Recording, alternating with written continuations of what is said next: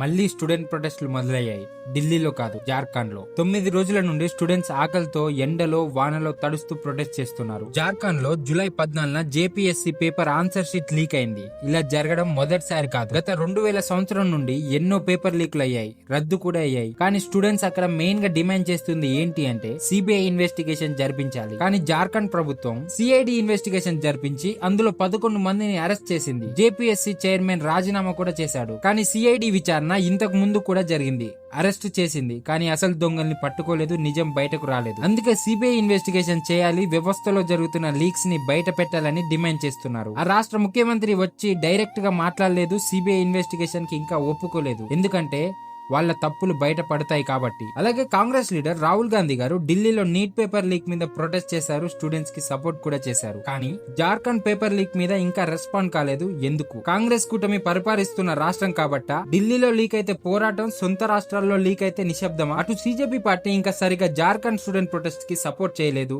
Online లో just support చేస్తామని చెప్పారు. జార్ఖండ్ స్టూడెంట్ ప్రొటెస్ట్ లో పొలిటికల్ స్లోగన్స్ లేవు, రిలీజియస్ కొట్లాట లేవు. Pure fight against the system and the corrupted leaders.